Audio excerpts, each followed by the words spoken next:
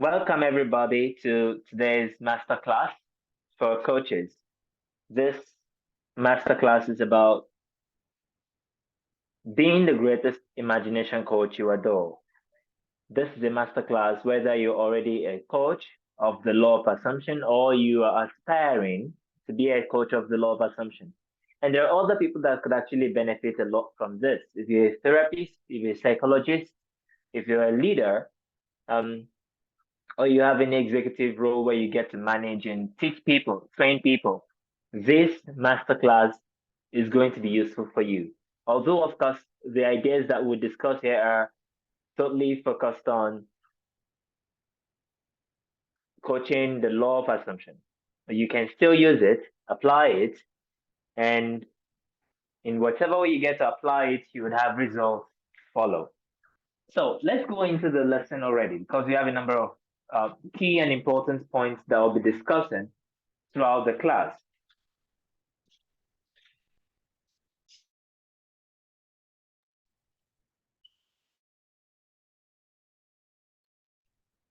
In the law of assumption, many people come across it through Neville Goddard's um, fantastic teachings, the books, the lectures, and those are fantastic resources. They're now in the public domain. You can download them online for free. You can do anything you wish with them from online because they are all in the public domain. And because it comes to us free, it comes to us, Neville himself is not here, but so many people of us are benefiting from what he has contributed. We may not have realized the importance of having a coach. And as a coach, I want you to first start understanding that there is a big importance for your service, for your professionalism in this world. Okay, we're going to start from there. Who is an imagination coach? And then we would build on from there to every other thing that counts for you to know in this masterclass of being the greatest imagination coach you adore. So first of all, who is an imagination coach? Well, the word coach actually does mean that which conveys from one point to another. That is the original meaning or the original use of the word. Okay, the very earliest use of the word is meant to be the carriage that is attached to horses, all right, that takes people from a point to another with the horse. So the coach is somebody who takes a person from where they are to where they would like to be. That is a coach. So when we add the word imagination, then we're saying a person who shows people how to move psychologically, not physically, not strategically, not environmentally, not in all of those areas, but psychologically. Now, you may think, oh, well, it doesn't teach people strategies, or she doesn't teach people um, analysis. Like someone just recently asked me and said, this class is about strategy and analysis, and I said zero of that. It's just about the power of imagination. So people can go, oh, but he doesn't do that. It doesn't teach this. It doesn't teach that. So how can he help or influence my life? Well, come to look at it this way. The whole of life, not a part of it, but the whole of life is a psychological drama. And if someone could show you how to move psychologically, they must be the most important person in your career, rather in your progress or in your advancements in life. It's that simple. So the imagination coach is somebody who teach people, show people, and make people go from where they are to where they must be psychologically. That's an imagination coach. This is a very unique experience because it is nothing like things that are related, but not exactly the same thing as coaching. For example, mentorship is not the same thing as coaching. A mentor is somebody that has done something and then is showing someone else who is now the mentee how to do it informally. There's no structure, there is no proper setting, just an informal guidance. And the most effect of that guidance depends not on the mentor, but on the mentee. It is the mentor who sets the goal. It's the mentor who says, this is what I'm going to do, this is what I'm not going to do. The mentor is more of an advisor, right? Advising. That's not the same thing as coaching. Or maybe we have those who are friends, great friends who really understand the law, but they're not the same as a coach. They don't have the passion or the professionalism, which you're going to see a brief insight about it in a short while. The passion or the professionalism that a coach has or that a coach is dedicating to the task of moving you from where you are to where you'd like to be. An imagination coach is somebody who shows people how to do that and who makes them do that in many ways, more than one, more than using force or using compelling words or using manipulation, in many ways. Now, so many of us here know Neville, but we also know Abdullah, who was Neville's teacher. Neville said, if I would consider a person my teacher, it's this my friend, Abdullah. He's not just a friend, but he's in fact a teacher. He wrote letters to me to instruct me. He wasn't trying to give me some insight or give me some advice, to instruct.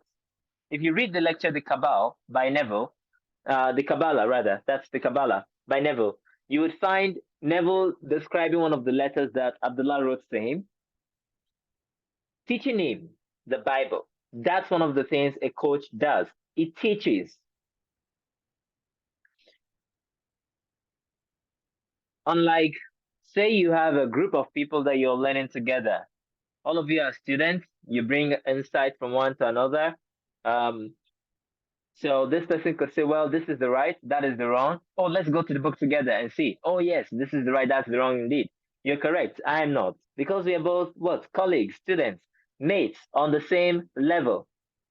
So we can share insights, exchange ideas, and contradict and correct and refuse, accept, and so on and so forth. But you can't do that in the relationship of a coach to a student, because the coach always has the obligation to have the more experience. Doesn't have to know everything, but the more experience and the proper guidance to be able to put the students through.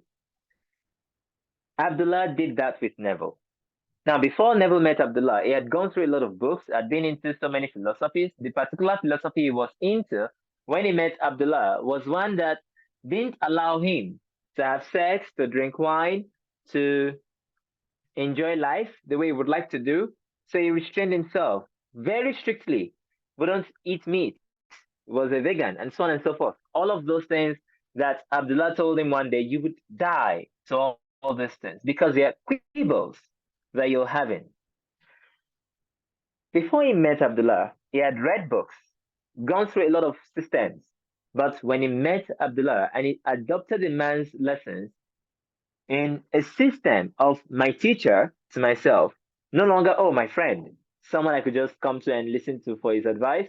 And if it suits me, I'll take it. If it doesn't suit me, I'll drop it. No, but my teacher to myself, his life changed. He literally went to Abdullah every day for those 5 years. Abdullah would sit him down, do this imagination practice, do that imagination practice. Abdullah would ask him, what do you learn from this play? What do you learn from this opera? What do you learn from this reading? What do you learn from this story? These systems of teaching, of measuring his progress, of giving him, instilling confidence in him. Okay, these are the things you find in an imagination coach. And you see now more than ever that an imagination coach is an absolute necessity in the world. The world needs one, but we must learn to separate need from wants. We'll come to that point shortly, very shortly, but the world needs lots and lots of imagination coaches. That is one thing. But the focus of this class is you becoming the greatest imagination coach you adore. And that means you have a mental idea of who the greatest imagination coach you adore is. If you don't, by this time, I'm going to ask you to start creating one.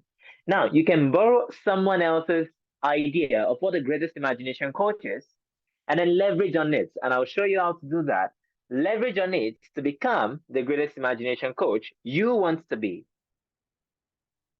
I did when I had zero idea what imagination coaching was. Let me tell you a quick story about me and my journey and career in coaching um, so far. So I actually started into personal development in 2020. Before then, I'd always valued the ability of the mind or the power of imagination, but not in a transformative way, only in a structural way. In other words, the ability of the imagination to create mental experiments. Before I went into personal development, I was a theoretical economist. I had to carry on a lot of experiments in my mind, and I could stimulate people, cities, governments, behaviors of so many people in my mind. Sometimes I don't have to read a book before I know an idea. In fact, sometimes I have written papers only to discover that other people actually wrote the same papers after rigorous study, which just came to me. So I always fantasized about the power of imagination and mind until 2020 when I came across this same power, but as a transformative means, the ability to change and to transform things.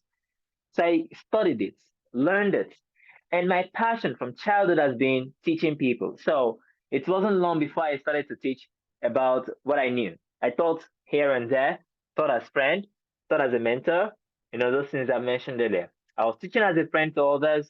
I was teaching as a mentor to others. So consequently, some people I was talking to, when people wanted to listen to what I had to say, some of them wanted to listen, but were not in the mood to apply what I had to say. Some of them were in the mood to apply, but, well, they weren't in the position to listen from the perspective that I was trying to communicate it. And in some cases, because I wasn't doing this as a career, as a profession, as something I was dedicated to, some things I should share, I didn't even know about them. In other words, I didn't put in the time and dedication it takes to learn, experiment, practice, and experience those things. So from 2020, I began to teach people up until 2021. Now, I didn't have students that were serious. I didn't have much progress to record, and so on and so forth. Then 2022 came, and I decided for myself, late 2021, I said, I wouldn't be a coach. I don't want to be a coach. I think the thing is too difficult, too tasking. If you're feeling like that right now, especially if you're aspiring to be a coach and you just look at the responsibility and you wonder, wouldn't this be too tiring, too tasking, too difficult? I've been there. So I thought this is too difficult, too tasking. I don't even know the structure. I don't have the means. I don't think I have the knowledge. I don't even have the stories. I don't have the transformation in my own life yet to use to coach other people. So how could I say I want to be a coach? There's a friend of mine. If you want to, you can ask him after this session. His name is Will Rudy. One day I called him, I said, Will, I don't think I want to be a coach. I'll just try to be a teacher, just a teacher of the law of attraction, but not a coach of this imagination, revision, and so on and so forth. And he laughed at me. But I don't know, maybe Will actually tried to imagine in my behalf that I was doing what I love to do best, being a coach who was transforming lives. I don't know. But a couple of months later, I found the will in myself to revise that experience I had with so many people, with so much of unsuccessful attempts to teach and lead, and I revised it. So when I did, something occurred. I began to have the desire to find out in Neville's own writings what made him an outstanding teacher.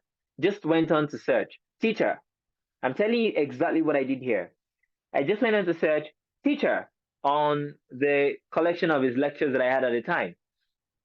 And I looked at every moment when he says, when he has something to do with teaching, teacher, every point where he mentioned Abdullah, teaching him, how we talked about it, how we talked about Abdullah as his own teacher, and now we talked about himself as a teacher to other people. I looked at every instance of that. I read it all through. What was I trying to do? I was trying to do a simple thing that I want to ask you to do now.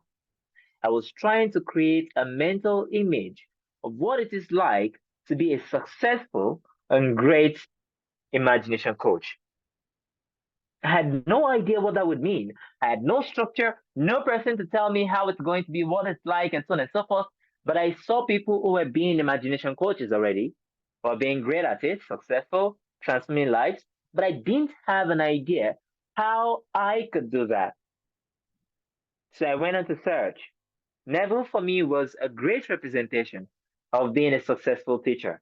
What the man had 2,000, 3,000 people in his audience in New York City, in Los Angeles, in California, every place where he talked.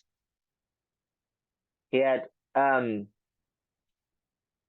so much success that even after his death, people are still learning from him. And then another thing I noticed was this: the man was a multimillionaire by the time he died. Now, I wanted money a lot in my life. I really, really wanted to transfer my financial experience and go from being broke and poor and restricted to becoming financially liberated. So it mattered to me that the coach I was trying to emulate actually had that financial freedom experience. And he did. Neville died a multimillionaire. I don't know if you know that. Even though sometimes he would talk about billions or people are amassing billions and would say, I don't know why they are doing that. But without wanting so much money, he still ended up dying financially rich. So I thought to myself, I'm going to look at what this man is saying and do exactly, follow his steps. So I gathered everything I could learn, began to look at it, and I began to see the concepts that made a great imagination coach that I liked in Neville. So what I want to tell you now is to construct an ideal of what the greatest imagination coach is if you don't have one already. And if you don't know how to do that, you can always borrow from concepts around you. After all, so many people in the world are finding themselves in more difficult situations day by day only because they borrow the ideas of difficult situations and hardships from the news, from media, and from other people around them. If people do that negatively, what stops you as an imagination coach or as an imagination coach to borrow positive ideas from state of consciousness of people who are successful around you? Nothing. So go ahead and start. You can take it from me, for example. I mentioned within 8 months of my career, without having to run after a person, try to get them or try to do this and that, people came out of nowhere, and I got 50 students between May and December 2022. 50 students, and all of them paid. And today, more than 200 students paid, was gone through my coaching, my teachings in a way or another, paid. Not the free ones, not the ones who actually learn from, the post online, but maybe don't have the means or maybe just don't find it necessary to have a coach for themselves, but they learn from the things I post online. However, the ones that have gone through the payments, 200, you can take that and say, well, if you could do that in a year and 3, 4 months, of being in the career, I can. I want to have something like that. Then you can now decide, how do I want it to be in my own case? What's the kind of financial status I want to have in my own case? What's the kind of success I want to have with my students in my own case? I looked at one of the things I found, for example, between Abdullah Neville to a student, is that they have so many students with so many success stories in their lives.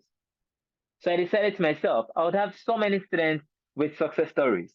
In fact, I will ensure that every student of mine can say they have an internal transformation within the very first moment of contacting me, of being in touch with me.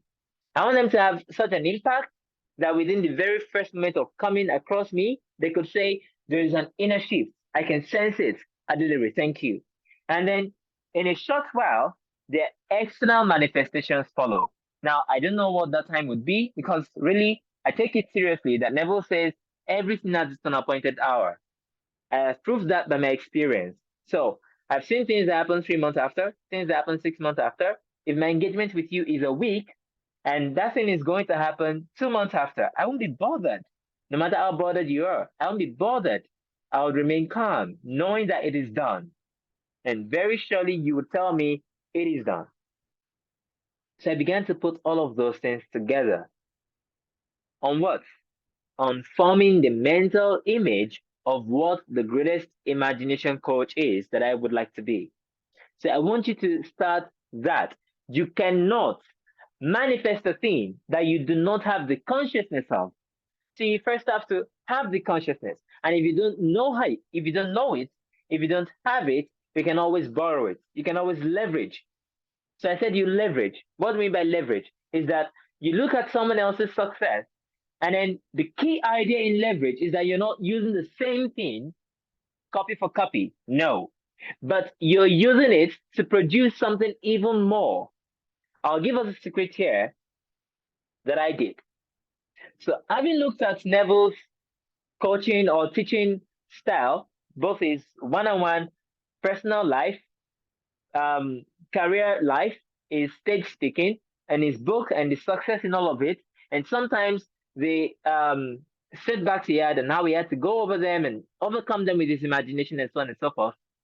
And then how he talked about Abdullah and the greatness of Abdullah. I don't know if you know that, but he's so great, a man, that if a person is speaking to him, they'd consider themselves lucky.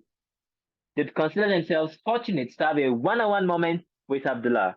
So I looked at all of this and I used it to construct my leverage. Then I said to myself, now I'll assume that I am the teacher who taught Neville and Abdullah how to do those things they did. I think I've only shared this with someone before now, and this would be the first time I'll be sharing it publicly. I've only shared it with a student once in a You Are in Barbados class, and I asked her to do the same thing.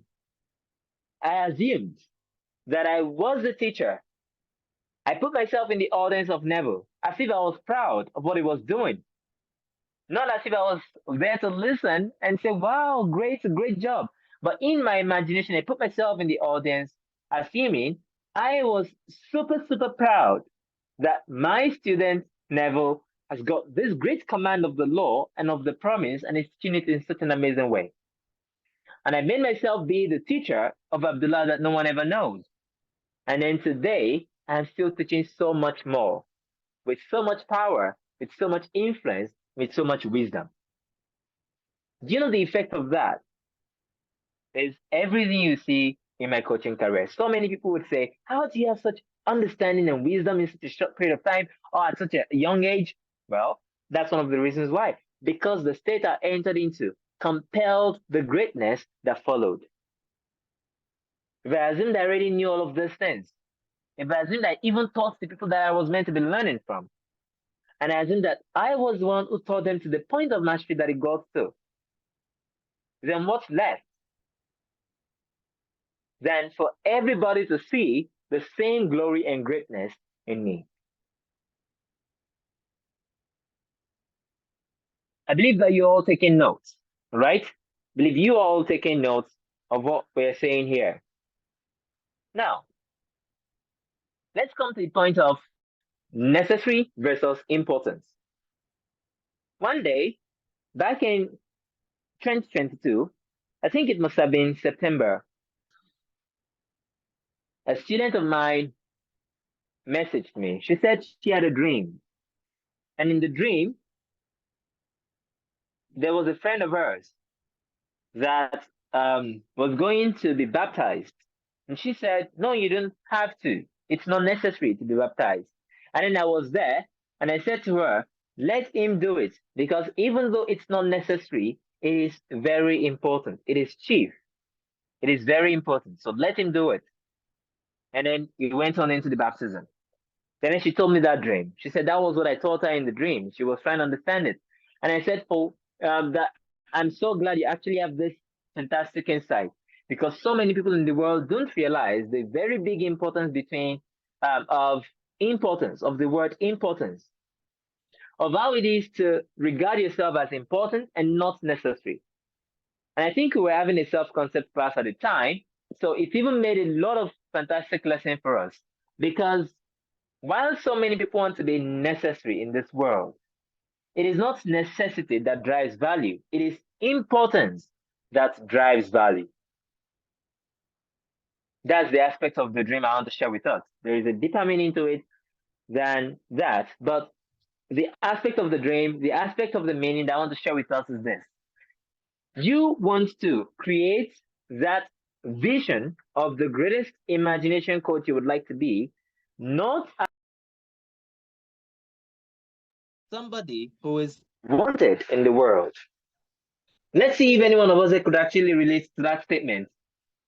If you can, just put it in the chat. Yes, you can. How many times have you come across, Neville using that statement in any of his lectures or books where he says, dream yourself to be wanted in this world, or to be wanted for the world's good, or to be an important person in the world?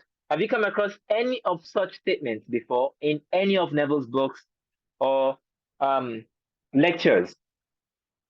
Please put a yes in the section, if in the comment section if you have, so we can move on real quick. Have you? Any person here who has? I want someone else to confirm for me that is true. Thank you. Yes, he has.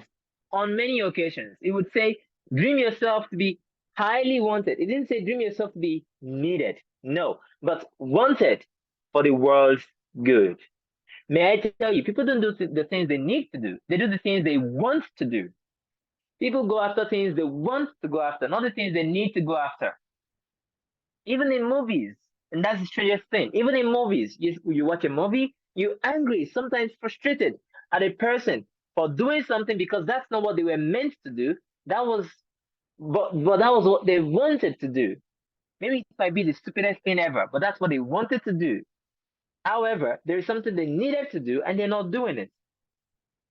Now, some people could go on and judge that and blame that and try to say, okay, well, drop the needs of the world and um, start, or drop the wants of the world, drop the aspirations, drop the ambitions, and start focusing on the things you need. Some people can do that. But if you understand that the whole life,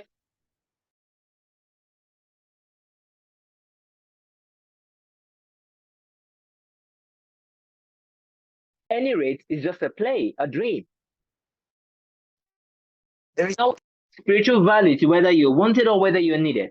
But there is a lot of psychological and physical value to whether you're wanted or whether you're needed. You simply switch from being needed to being wanted. Let me break down what I've just said right now. William Blake says, I do not consider the just nor the wicked to be in a supreme state, but both of them are in states that the soul fell into in its deadly sleep. Okay, so hold on. So whether I am needed or I'm wanted doesn't stop my awakening. It doesn't mean that I stop being God. Whether I have all the materialistic greatness or I am a nobody in this world doesn't stop me from awakening, doesn't stop me from being God. But it does matter a lot in terms of what I represent to people, how I feel about myself, how much I can do, how much I've contributed, how much is left of me after I'm gone. Okay, it doesn't have any spiritual value intrinsically, but it does have a lot of value psychologically and physically. They are states, but for everything that states can affect, it matters. There is only one thing that states cannot affect in your world, and that is the unfolding of the promise in you. Your state of consciousness cannot affect it. A beggar man could as well have the promise tonight as much as the president of a country could have the promise tonight. The same being. Man is not going to be more God because he's a beggar. Oh, he's going to be more God. No. Or because he's rich, he's the first man of the country, then he's going to be more God. No. They're going to be the same father, but the level of consciousness from which you operate is entirely of your own doing. If you understand that, then you begin to appreciate that You want to be wanted for the world's good, not needed. People don't pay for needed. People pay for what they want. Many people in this world, for example, know that they need to do exercises. Let's just say, in the normal weight loss um, theories and talk. So they think they need to do exercises, but they wake up in the morning and what do they want to do? They want to eat more chocolate, eat more candies, eat more sweets. Which one do they get to do? Usually, what they want to do, right? Even if that takes money out of their pockets. And what they need to do, which is just to take a walk around the street, which doesn't take a dime out of their pockets, they still don't do. This is not a judgment on anybody. And this is not to tell you, oh, you should actually start looking for um, how to not give value to people. But it is to tell you that to be a successful coach that you'd be happy with yourself about, go from being needed to being wanted. That means a lot of things for the people that you teach. That means they would always want to follow the things that you give them as instructions because they think that they want you, because they're coming from the viewpoint that you are something they are willing to give the value for and to take the instructions from and to follow step by step every guidance you give. They want you. So they're going to do everything it takes to take your instructions. Now, when you go, they need you. Yes, you would actually not be having so much people who are willing and ready to pay. And then you think you're doing the whole thing for free. But at the end of the day, even every person who comes across your insight, suggestions, and so on and so forth, they need it. That means they're not going to try to follow it. They'll leave it as, well, just the last thing there. Because you want to change your life, you go out looking for what to read, looking for Neville, looking for the law of assumption, because you want to change your life, not because you need it. Because as a matter of fact, all of us could actually live on the way we were when we first became aware of who we are. We could live on in the lowly stage of life without becoming more, without rising. We don't need to rise. We don't need to become better. We don't need to become great because we could survive the way we were. We wanted it. So if you want people that you would transform in their lives or that you be a transformational coach in their lives, you must start dreaming yourself to be somebody who is wanted, wanted for the highest good of the world. Okay?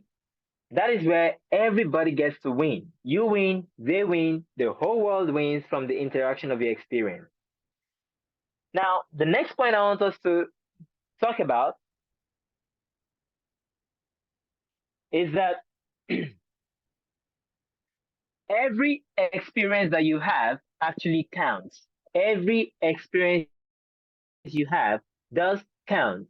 As a coach of the imagination, all right? Every single experience you have in this world is a power. One day, one of my students said to me, she said, every change in my life is worth a masterclass. And that's the truth. Every change in your life is worth a masterclass, is worth a lesson, is worth an article, is worth a story, is worth a podcast, is worth something. Did you know that the most unique selling point of Neville's teachings, the most popular story that we all know, You Are in Barbados, that particular story is the least of the many transformations that Neville actually made in his life. But that one story does inspire a lot of people up until today. How much did he have to spend? $3,000 on the trip to and fro after 6 weeks of imagining. Now, I'll share another story with you and tell me whether it's not even weightier. Neville imagined for a friend that he got a lot of money and then he repaid a debt that had been owed to him for 5 years. That friend owed Neville $1,200 for 5 years. That's a lot of money back at the time. And Neville imagined that a friend paid him back that money on a Wednesday. A friend was broke, had not said anything to Neville for quite some time, had been trying to avoid him, never said anything about the money. On a Wednesday, imagine that. On a Friday, the friend came in with a new Cadillac, a new car, to Neville's meeting. Asked Neville to meet him at the end of the meeting and paid back the money. Drove Neville home in this new car, and Neville said he saw in that car every wonderful thing that money could buy. The friend is in a lot of money. Wednesday, Thursday, Friday. Fantastic story or not? Very fantastic story. It inspires me a lot. That's the story that Neville has sold the most. Now, by the word selling, don't be uncomfortable by it, really. Don't be. Actually, as a matter of fact, as an imagination coach, that is not going to be the way you imagine your success with students. And I'll come to how you imagine your success with students or with having more patronage of your services. It's not about the selling, but well, we'll say selling here, meaning the point of convincing people to apply or to test what you're teaching. All right. The selling point actually comes strongly from that one story of going to Barbados. But he manifested himself out of the army, manifested a trip back to New York when it was difficult to secure a route from Barbados back to New York, manifested this money for his friend, manifested lots of things for so many people, manifested living in the most prestigious area in the United States, manifested a lot of great things, manifested millions into his account. But the one thing most of us know is the trip to Barbados. Not even so many people know that it cost $3,000, the trip to and fro. Not so many people know that. What people just know is, oh, he went and he went first class. Amazing, great. I can change my life also. I was telling the person, I said, I've made lots of money, so much of money. But the first thing that taught me to use the power of assumption to make lots of money was a story in my life on an afternoon. I've forgotten what day of the week, but on just one afternoon, a story that cost less than $1. The whole manifestation around it was less than $1. But that story taught me the power of the effortless way. And I began to use that. And then about 3 months later, boom, my income just changed. And then another 3 months after that, boom, I crossed 1 million, and so on and so forth. But the story that inspired me to know what I was doing and do it better was from something that cost less than $1. Every personal experience counts. It's not about the personal experience, it's about your perception of it. Do you think it's a great experience? Do you think it offers great value? Do you think it offers great lessons? Do you think so many people actually want this value, these lessons a lot? Do you think they want it greatly in their life? Do you think that by using it, they can also change their own lives amazingly? All of those answers depend on whether you are seeing yourself already as the greatest imagination coach you adore, or you're thinking that you're something less than that and you still have to struggle to become that. And I was saying, after I conceived the whole idea of being the greatest imagination coach, I just assumed that was it. I assumed I was the one who even taught Neville and Abdullah. And then I didn't have the structure, but someone said, hey, do you offer one-on-one coaching? I want to take coaching with you. People had asked me that question more than 5 times that I had been terrified to say, yes, I do. More than 5 times. I was terrified to say, yes, I do. I can coach you. I can teach you. I was terrified to say, this is the price you would have to pay. This is the amount I charge. I was terrified because I didn't feel like I could be in that position. Do that, take the responsibility, and see the life change. But this day, I said, yes, I do. Why? Because, well, I was considering myself to be a great teacher, as good as, even better than all the teachers I've aspired to be like. So I said, yes, I do. And they paid. And it was after they made the payment that I went on to create the first course I taught, Mastery of Self Concept. After they made the payment, I went, okay, well, I had applied this, that, and the other lectures to change my self concept. And it's clearly the effect of a change in my self concept that has led to this result. So they're going to also apply the same lessons. I'll give them the step by step questions I asked myself, how I imagined it. They're going to do that. We're going to meet at this rate, at this number of hours, and that's going to be the result. So I offered them the course. I said, this is what it's like. And he went on with it. Oh, okay, let's see. All right, I'll try. I'll try to make the volume loud. Okay, so I believe you can hear me better now. Maybe it's a little louder now. So you start with designing in your mind what's the greatest imagination coach that you'd like to be. Remember, this is not the same as mentorship. It is not the same as friendly advice.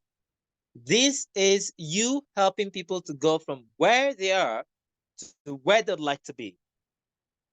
All right? That's something very important. Now, second, assume that you're wanted. Third, every experience counts. Do not discard one.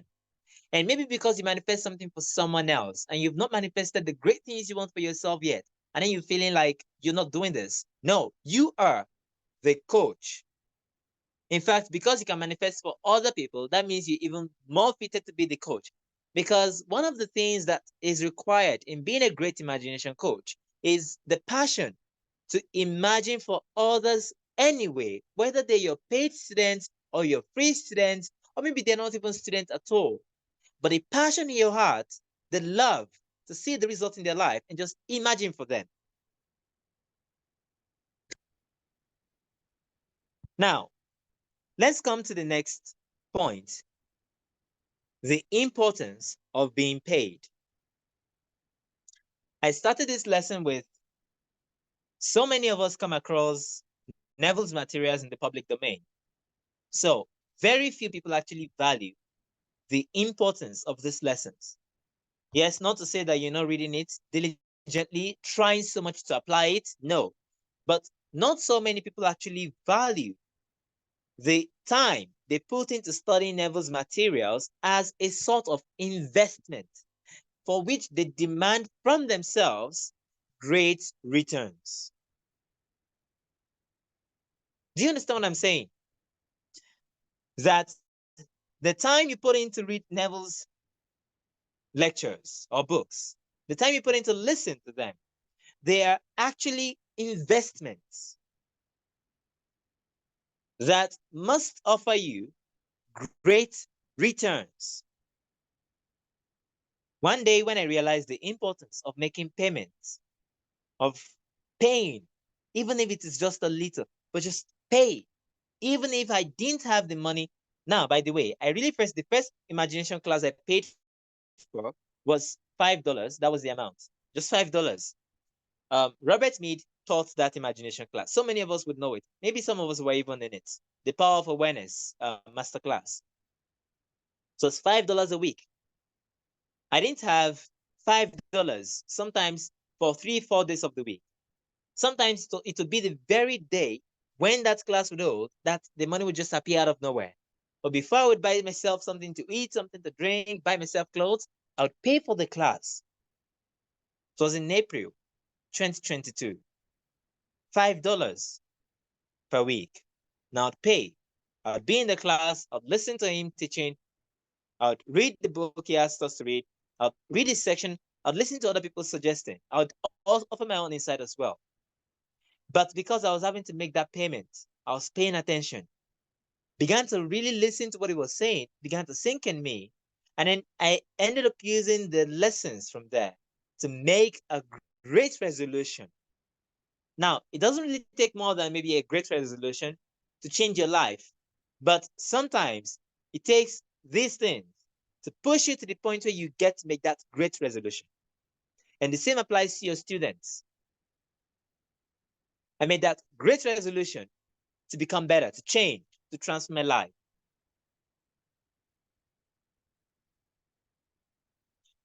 So I said to myself, every year, I would always ensure that I pay anew for Neville's lectures. The ones I've printed the year before, I would not read them again. I would go to the printing station, and I'd ask them to print for me these lectures compiled anew, William Blake's and Neville's lectures. They're in the public domain. I have over 300 of them, more than 300 of them with the books, but I would ask them to print all of them anew. And my favorite lecture, it even comes at a greater cost because I ask them to print it in a very specific manner. I invest. And then for the rest of the year, I would read it with that mindset. I put in money to do this, and I would always look out to ensure that I transform my life with it more and more. Get returns. If you don't invest, you cannot ask for returns. If you don't sow, you cannot ask for the harvest. But those who invest would always seek out the returns. Those who sow would always seek out the harvest. It's natural. Okay? So, your students, it's very important for you to commit to students from the viewpoint that they pay. Yes, you really want to give this to a lot of people. And yes, millions, actually billions of people all over the world need these lessons. The law of assumption. But remember, those who need it do not necessarily value it yet. They'll still go for what they want. They need your lessons to transform their lives, but they don't see that yet. They'll go for what they want. So those who want it now are the ones you want to focus on now. Like Neville says in one of his lectures, a parabolic revelation. He says, I won't take this information and come to your doorstep and offer it to you. I'll be here on this platform where you all come out to listen to me. I'll bring it to your doorstep and say, hey, do you have a moment right there? No, I don't. Oh, but you should really have a moment. This is a very important lesson. Oh, but I don't. Oh, it can transform your life. You really need to do this right now. Never, I don't. Oh, you don't know what I'm talking about. I know this thing. It changed my life. It can change yours also. Come and take it now. No, I don't. Oh, but you really must listen. No. There are those who already want it, and they want you. You must believe they really want you, and then allow yourself to mentally be available for them and be so busy for those who are not ready yet. Now, that is one. The fact that because they pay, it's an investment for them that counts. It makes you put in your best interests also too. And because they've paid you, you realize, oh, this is no longer a mentoring thing. This is now something professional. I'm committed. But more importantly, okay, is this. When you imagine that your students are paying you, you are putting money into their pockets every time. I will promise you this one thing. I've had times when I charge low. I've had times when I charge high. I've had times when I charge students who I didn't even think could make the payments, could actually pay the amount that I was charging, but I just charged it anyway. And every student that has decided they will really study this thing with me, I've always had the money at the moments when they need to make the payments. Those students who really want to go in, do the transmission, do the work, learn from me, take me as a teacher, they always have the money. And that is right from the very first student I got. Even when they don't have the money casually, normally in their life. And because they always have the money every time they have to make the payments to me, they begin to learn to believe that they will always have the money for all those other things they want in their life. As a matter of fact, they begin to learn to change their life from thinking of things they need and how it is important to survive to thinking from thriving and how it is important to afford. Do you understand the lesson that you're getting here? Because you're allowing your mind to believe that your students have the means by which they could pay and that they're really paying you and they're feeling important in paying you.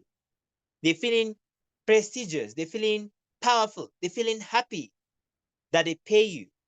they will always have the money come to them. This is not a story that has happened once, 2 times, 3 times, 4 times, 5 times, 10 times. In my experience coaching students. And I said in my own personal experience with Robert, it's similar. Every time I didn't miss a particular class because I intended to go through all the classes. So sometimes it would be 30 minutes before the class, the money would just come in and I would pay for the class.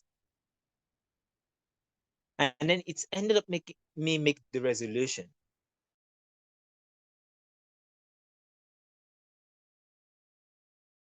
that I would change my own life being paid. And that makes us come to the point of marketing. When you want to sell your coaching, so to say, you must remember that it's not about what you sell, it's about what people want to buy. And therefore, drop trying to make the sales and start having a bold inner perception in yourself that people are buying what you are teaching. They're buying it, they're finding so much value from it, they're changing their lives with it, and they're even happy to recommend it to others. Please put, I believe that you all are taking notes, so please put the notes down. They're buying it, they're happy to pay for it, feeling powerful, prestigious, important for paying for it. They are transformed by what they get, and they're happy to recommend it to others. You must conceive from that. You see, whereas so many people all over the world are trying to sell and sell and sell more and more, the people who really make waves in this world, they're not trying to sell. They're just having people buy. That's the secret. And that's the perception you must hold, that people are just buying. So that's why I said earlier that when I use the word sale, I mean, well, the point that you convince them to really accept what you're saying for truth to the point of testing it. It doesn't have anything to do with the money that comes from their pockets to buy your products. Because the only thing that matters in that statement I make is they bring their money out of their pockets to buy your products. Oh, look at it. I didn't say, oh, you're selling to them. And then they make the decision and they're convinced. I said they bring the money out of their pockets, bring the money out of their pockets and buy your products. Look at your own personal experience of buying. How many things that you've bought in this week were you actually sold upon before you bought them? The food you ate, the water you drank, the transport you make. How many of those things were you convinced you had to buy this thing before you bought it?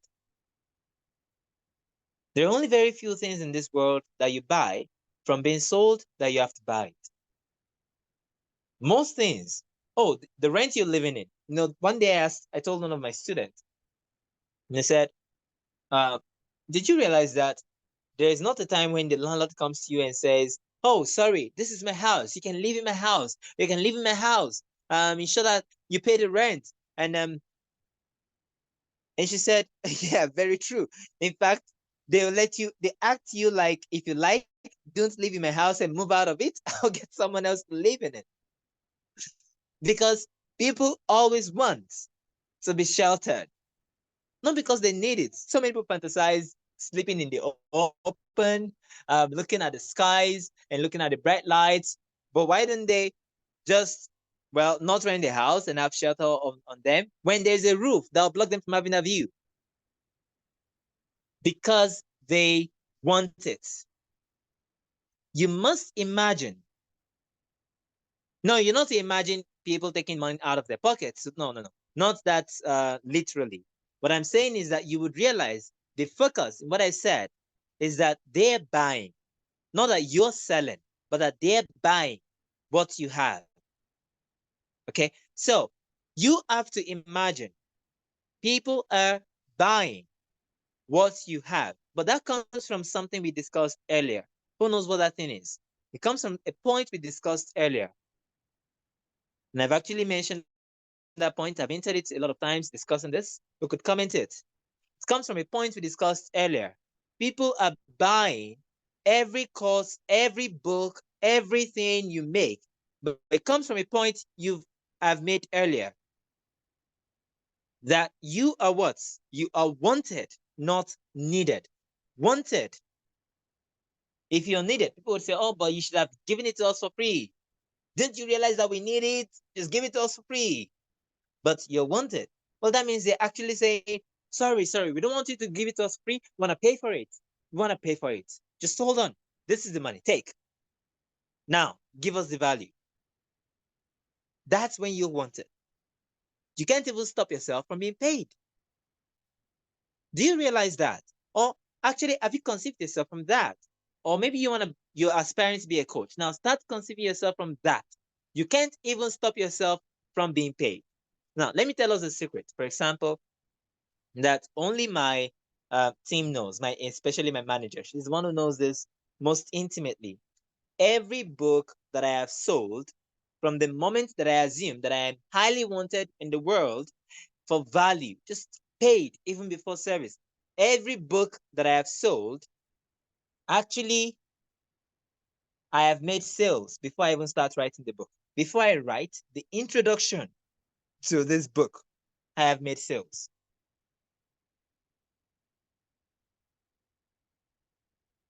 Know that so many people of you, so many amongst us will find that, wow, interesting. Oh, yes, that's what it is. Reach, that is releasing shortly. Before I wrote the first word of the book, I've actually made sales from the book.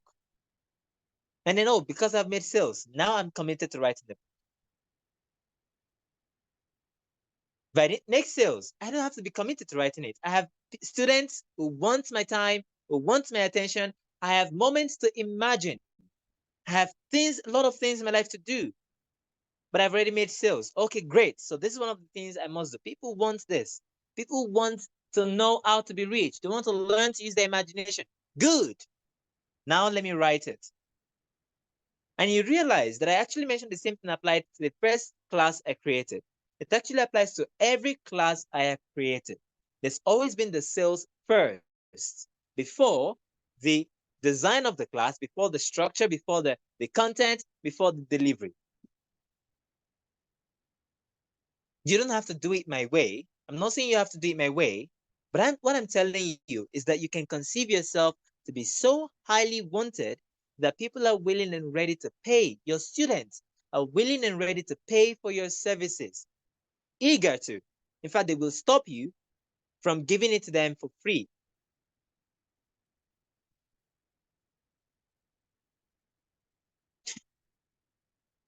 Neville's books are available to us for free, public domain. Neville's lectures, YouTube, you can get them.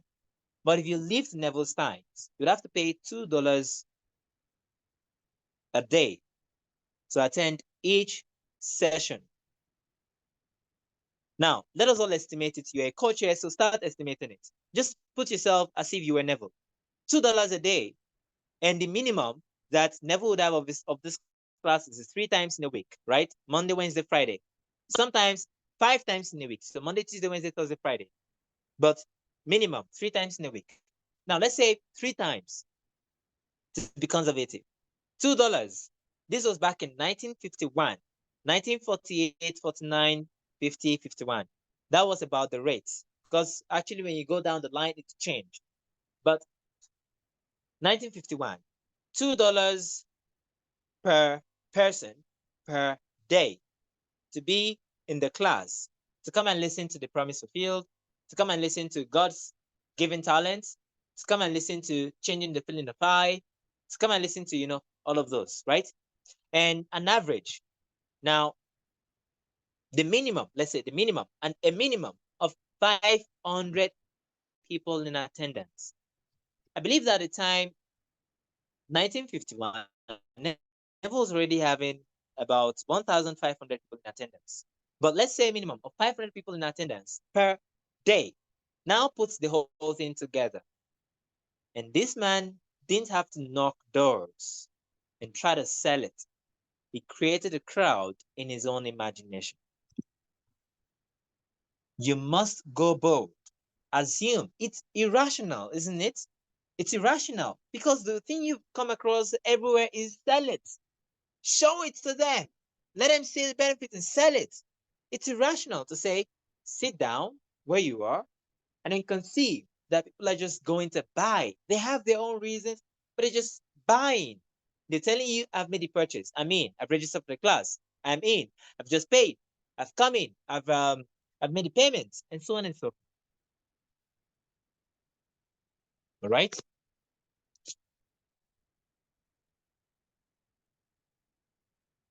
Now, I want to emphasize the point that we started with, and we'll be bringing this to a close in 5 or 10 minutes. I started with this point at the beginning, that this is coaching. This is not mentoring. Although, yes, you can put in a part of mentoring in it. This is not friendly advice. Although, yes, you can put in a part of friendly advice into it. But this is coaching.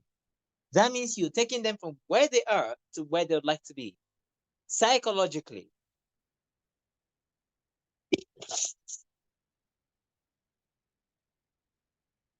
As a coach,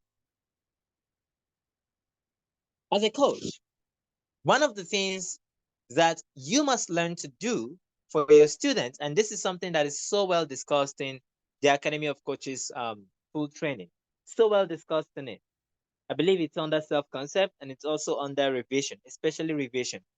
One of the things you must do for your students is that when you teach them X, Y, and Z are the things you have to do. Whether they do it or not, you still have to assume that they said to you, it works. Now, maybe a week later, you're expecting them to say it works already, and they haven't come up to say it. Don't despair. No, don't. And don't go into the state of, oh, when are they going to say it? Rather, revise that they said to you, it worked. Oh, but 2 weeks later, your classes are done, and they come to you and they say, I've been trying it, it hasn't worked. No, don't accept that from them. Do not accept from the external world that which you don't want to give to yourself. You go back in your own revision and you revise that they said to you, it worked. There's a student of mine in particular. Now, he hasn't gone into any of my paid coaching, not as far as I know, but he has followed my teachings for a long time. And then one day he messaged me, he said, I have this thing I'm sending to my parents, to my mother. The person I sent it through, it wasn't delivered. They are not responding, and it seems they have probably spent the money and now they have fled from me. And I said, what do you want? That's always the question I ask, even my paid students. What do you want? Well, they told me, I'd like the person to reach out to me, respond to my writings, and for them to deliver the money. I said, okay, if that's what you want, it's done. So I revised it. I revised that it told me it's done. They said, I don't understand. What do you mean it's done? I said, it's done. That means they already wrote you and they already paid the money. So it's done. They said, but what can I do? I said, okay, if you want to do something about it, this is what you do. Imagine that they wrote you and they told you they've made the payments to your mom. A week passes, 2 week passes, 3 week passes. Actually, when I first said it, I didn't particularly believe it. How could I believe it? I mean, I didn't even know who they're talking about. I had never met the person in my life. So I didn't particularly believe it, but I revised it. I allowed myself to accept it as true. And ultimately, I believed it. Then about a month later, they came out to me and they said, oh, he hasn't reached out. I have not seen anything yet. You said it is done. Nothing has happened. I said, it is done. You can't ask me how or what or when it is done. Period. We went again. About 2 weeks later, they came out to me again. They said, nothing yet. They're trying to do the thing I asked them to do, but nothing yet. I said, it is done.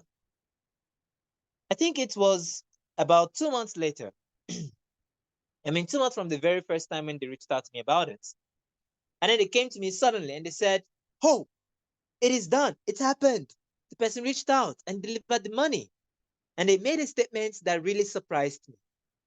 They said, and it all happened so effortlessly. And the thing that surprised me in it was that I thought this thing took time, right? Because they seemed to have wanted it a long time ago. Like they really, really wanted it urgently. They were pressed and the whole thing. But when it happened, 2 months later, they actually found a thing about it to learn, a thing to feel grateful for, and a thing to point out to me as their lesson out of it. And I've seen that time and again with so many students. But they'll say, hey, Adelere, I've been imagining it for 5 months. It hasn't happened. Oh, well, let it happen tomorrow. They'd come and say, oh, it's happened so fast. And it makes me realize the only thing that matters as a coach to these students is to persist in the image that it is done as they want it, and not let the anxiety or the worries be transferred to me. So take that as a very important lesson now. You don't let any person's anxiety and worries be transferred to you. And don't go, they're my student, they're not doing what I asked them to do. No. If they don't do it, that's because you assume yourself be a kind of coach who is teaching people but don't want to listen to you. Drop that mental assumption. Drop the mental argument that your students are not listening to you. And start assuming that because you're the greatest coach in the world, the one thing that matters to them is to listen to you. Even in their dreams, they're still listening to you. Did you know if you assume that, they would actually tell you, I dreamt of your coach. You were teaching me this. I can tell you a number of times students have told me that. Oh, I slept, I dreamt of you. I slept, I dreamt you on the tape. I slept, I dreamt you were teaching. I slept, I dreamt you were teaching me this. I dreamt, I slept, I slept, I dreamt that you were teaching me this. I entered your room, you were teaching me this. And then I waited. I didn't go where I was going anymore. I waited. Listen to everything you had to tell me. You told me about where I was going, told me what it was, you told me to enter into it. Things like that have actually happened many times in my career. Right? You are a coach. Always remember that. And finally, have you assumed that you are the greatest imagination coach that you adore? There's a simple trick to that, and I've given it to us from the very beginning of this lesson. The trick is simple. Go ahead in your imagination and picture what it is like that you have a great imagination coach. Then assume that you are the teacher of that person. Assume you taught them. I told you that's what I did, right? And I told you it worked fantastically well for me. It actually did. And I know that it would work for you also. You go on in your imagination, picture that person, whoever it is. It could be Adelere, it could be Neville, it could be I myself that I'm talking to you right now. And then you take it in your mind, you go, well, Adelere is a great imagination coach. What are the things that are so amazing about Adelere that I've loved? He has taught coaches, he has influenced people, he has created success stories in students, he has transformed lives, he's changed his financial experience, he's changed his personal experience, he actually walks the talk, he does this, he does that, he has a vast knowledge of the thing, he has a vast understanding of the Bible. Okay, all these things are great. Great rapid success in a short period of time. Great. Okay, now, what if I'm the one who taught Adelere how to do all this? Now, don't be scared because you know that I'm the greatest imagination coach, and then you assume yourself to be the teacher of this greatest imagination coach. What does that make you? That makes you the greatest imagination coach. Because at the end of the day, love at the highest produces love at the highest. The greatness at the highest produces greatness at the highest. The greatest at the highest produces the greatest at the highest. Perfection at the highest produces perfection at the highest. So don't be scared to assume it. That you are the successful, great coach of this person that you feel is the greatest imagination coach you know. Right? And finally, like I said, we have just 10 minutes to wait, and now we have just 1 minute. Maybe we'll just take a question. One question. Do we have any question from anyone?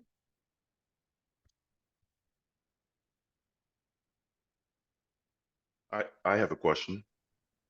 All right. Come on, Jerry. So it's so funny that you bringing up this conversation today because earlier this week on Sunday, I made a declaration to myself that I am the greatest speaker and coach the world has ever known. And very interesting things have occurred through the week, where I found myself in uh, conversations with people where I had to share the law with them. I couldn't not share the law with them.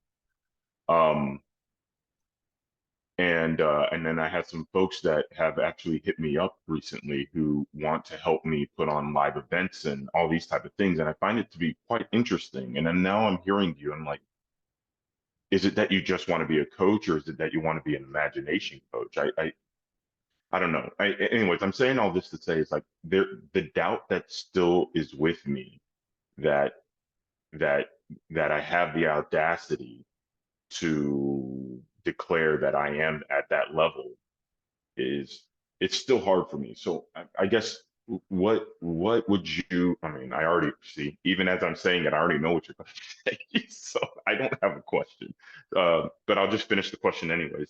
The doubt and the frustration that I'm experiencing, not all the time, but from time to time. How did you navigate it when you were going through that? Okay, very good question, Jerry. What about when we doubt, when we have those fears that come up and going, oh, can I handle this responsibility? Or what about myself with this position I'm in? How could I even ever aspire to be something so great? There are many ways you can change it. It's actually one simple thing at the end of the day. All you've got to do is change your assumption or your perception of how big you are. Okay, there are many ways to assume that, many ways to picture that state of consciousness and enter into it. But at the end of the day, it comes down to that one thing. How big do you suppose you are? See, the answer to that question doesn't have to depend upon the limitations of your current experience. You can choose it from any point in time in your life, which leads me to a second question you want to ask yourself right now. And the question is, if throughout my life I dedicate it all to coaching people about the imagination, would I, at the end of the day, in the sum total, be a success or a failure? Would I be a great success or a humble failure? If you could answer yourself that question, if your answer to it could be, I am certain to be a great success, that means there is always a point in time in your future that you have mentally assumed that you can leverage or you can draw into the present, and use it to answer that question. How big do I think I am? Well, if I am the great success in this coaching, in teaching people, if I am such a great success than anyone I have known, then I am big. And then I am big now.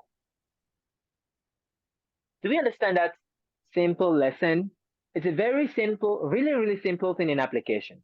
Just you look at a point in time in your future when you know you're inevitably successful, and then use that to evaluate what you are in the present moment. That is exactly what we mean by assuming the future now. That's what you do. Okay? Dream yourself to be big. Dream yourself to be so big, so very big, that even all your students, for the mere association with you, I dream myself to be so big that every student who has gone through one-on-one with me could always say to anyone else in the world and say, oh, I did one-on-one with Adelere. It's special. It's something they feel special to say. Just that particular thing is a wish fulfilled for them. And that has been the case with so many students.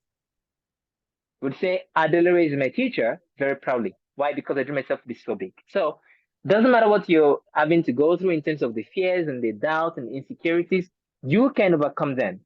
Especially remember, they're all states of consciousness anyway. So you can overcome them by dreaming yourself to be big, which is you assuming a different state of consciousness. Do we have any other question? Jerry, is that great? Oh yeah, Adelere. Yeah, that was a great response. There's actually a book that I just started reading. It's called The Ultimate Coach, and the book is a bunch of stories about this one gentleman And everything you just said, Adelere, is exactly what this coach says. It's like, this book isn't about me, it's about you. And the stories, I'm like, the way people talk about him, about the way he bees in the world, I'm like, oh my God, like that's what I want. I want to be that big. I want to be that magnanimous. And like, I want to use the talent that God gave me to speak, um, to move the world. And and yet I find myself being like, I'm the single talent guy, I'll be honest. And yeah, I kind of bury it in the sand. So I'm hearing exactly what you're saying. So thank you for that. Very good. Okay, very good. Now remember, the key to this whole thing is to assume it is already so now, not to wait on that time in the future. The passage of time doesn't bring anything to us. It is a passage from a state of consciousness to another that changes our life. Now, that passage could happen over time, it could happen instantly, that doesn't matter. But the passage of state from one to another is what changes or transforms our experiences. The passage of time doesn't. So there is a big importance in dreaming yourself to be big and dreaming it now. As if it is so now. Then acting your life from that premise. Okay, we have two questions there that I would quickly take. The first is, I didn't understand the greatest success and the humble failure. Could you please repeat it? Oh, yes, I was saying, ask yourself, ultimately, over your life, at the end of your days, would you regard yourself as being a greatest success you know, or as being a humble failure? Okay, so let's say, for example, you always wish or are eager to live up to 80 years old. Okay, now put yourself to 80 years old, your last days, and then you're having a reverie of your days on earth. So what would you regard yourself as? Would you say, oh, after 80 years of suffering and trying hard and working so hard and putting in my best, I still failed? Or would you say, oh, wow, what wonderful 80 years have been? Inspired lots of people, transformed lives, become the greatest success I know in this industry, in the whole world. I mean, it's sampled to many generations to come. Which would you say? The truth of the matter is that because, well, you can't see what 80 years, um, the rest of your years would be from now up until 80 years, your answer to that question is entirely arbitrary. Entirely arbitrary. And that means if you could answer that you'd be the greatest success, then you actually have the assumption of success in you somewhere. You only have to embrace it now. Okay. The second question, my question is, I've been experiencing inconsistency in customers, and I really want to have more of them. Give me an example of how I can conceive a scene. Well, what's the solution to inconsistency in customers?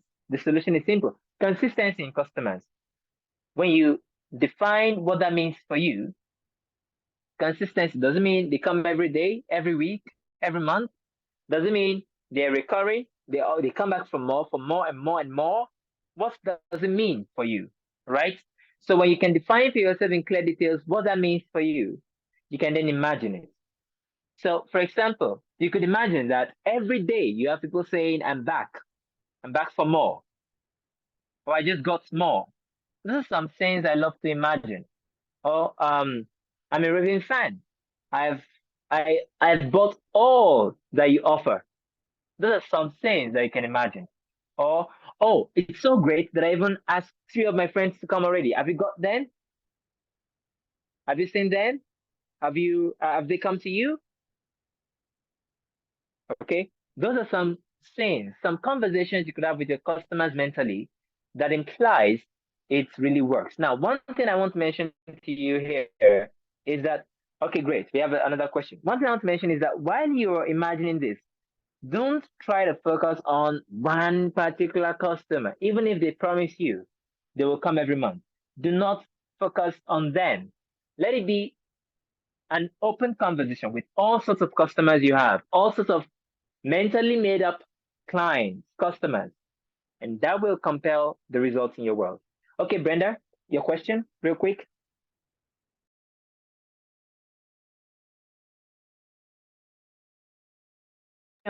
kindly unmute, Brenda.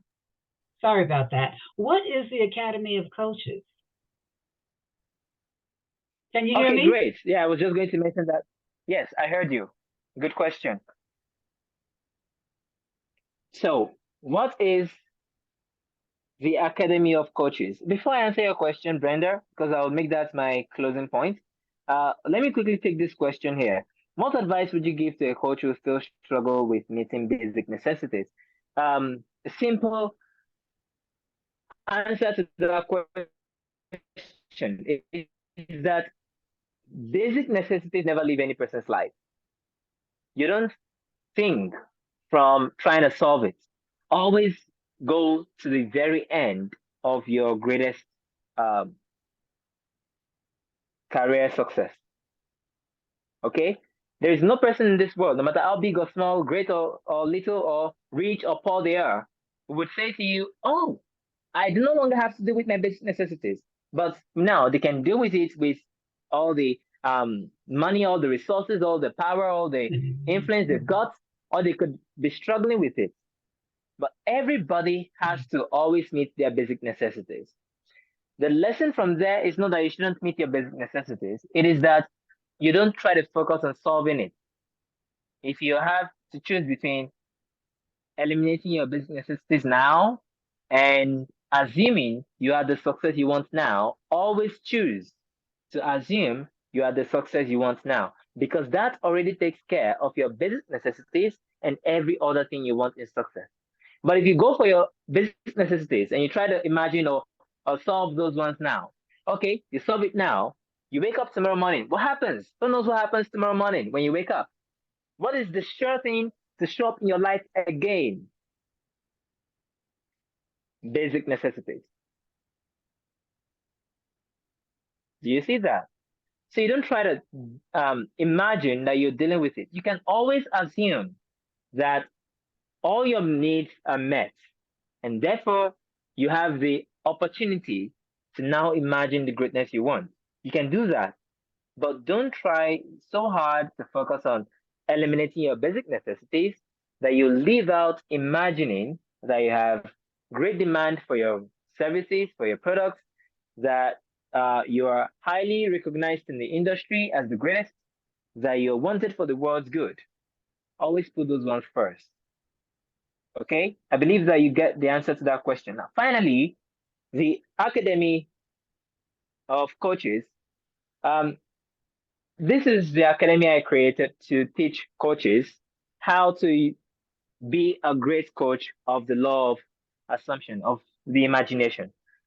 And I started back in February, and we've had about 16 people who have gone through the academy. All right.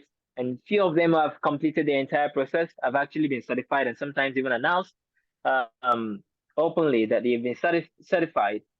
So what we do there is what I've done there is I've created a program by which you can learn everything you have to learn and do everything you must do, from your self-concept to revision to inner conversations, both for yourself and for your students. All right. To teaching the promise. And even if you've not experienced the promise, you can still teach it as a way of reminding people that it is always going to happen, just as you remind yourself. Okay. And then how you can design your own coaching system, how you can create a pattern that is simple, effective, delivers the job, and so on and so forth. So those are the lessons that are contained in the Academy of Coaches drill. And together with it, you have 3 one-on-one sessions with me where I get to listen to what you're doing or what you want to do about your coaching. And now you can make it work. And then also see from the Academy of Coaches Real. So it's simply me putting down everything that I've learned.